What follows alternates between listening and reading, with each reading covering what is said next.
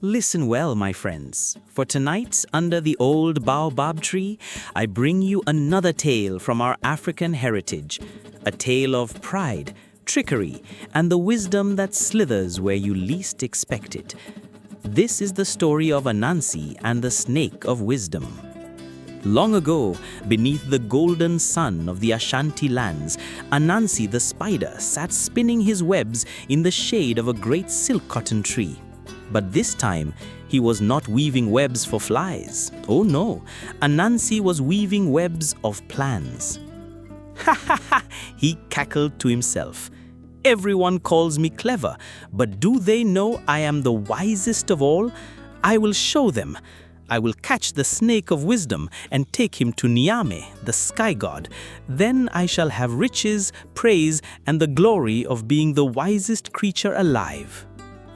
He rubbed his spindly legs together, eyes glittering with greed. But capturing the snake of wisdom would take more than silk and schemes. So Anansi crept through the forest to where the snake of wisdom slithered and whispered riddles to those who dared to listen. He dug a deep pit, covered it with branches and sweet fruits as bait. Then he hid in the bushes, giggling to himself. But the snake of wisdom was no ordinary serpent. He smelled the trap before he reached it. Who lays fruit atop the forest floor when the trees are full of plenty? Hissed the snake. With a flick of his tail, the fruit rolled away, and the branches fell into the pit, empty. Anansi's 8 eyes bulged with disbelief. But Anansi never gives up so easily. He scurried back to his hut and found an old hollow calabash. Into it, he whispered a charm so it could speak like a living thing. He set the calabash in the snake's path and hid nearby. The snake of wisdom came slithering by, humming old proverbs. When he heard the calabash speak, he paused.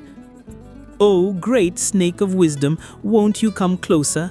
I carry riddles deeper than the deepest well," said the calabash. The snake chuckled. A vessel is only as wise as the fool who fills it. With a flick of his tail, the snake cracked the calabash in two, and Anansi's squeal echoed from his hiding place. Now Anansi was furious. His pride stung worse than a wasp's bite. He spun his strongest silk and braided it with sticky vines, setting a snare across the snake's favorite path. When the snake slithered along, he felt the vines cling to his scales. Who seeks to bind wisdom in a net? Hissed the snake. Anansi leapt from the shadows, legs dancing in triumph. "I have you now. I am the wisest of all. I shall bring you to Nyame and claim my place above everyone." But the snake only smiled. "Tell me, Anansi, what is wisdom if you do not listen?" "I do not need to listen. I have captured wisdom," Anansi boasted. The snake whispered an ancient riddle. The vines trembled. Anansi leaned in, too close for his own good. "What binds the fool but frees the wise?" hissed the snake softly. Before Anansi could answer, the snake flexed his mighty coils. The vines snapped like old twigs. With one smooth motion, the snake slipped away into the shadows of the forest. Anansi tumbled backward, caught in his own sticky snare. He flailed and thrashed, but the more he struggled, the tighter he was bound. And so it was that Anansi, the trickster, was left tangled in the webs of his own greed. The other animals gathered, laughing at the sight. The snake's voice echoed through the trees.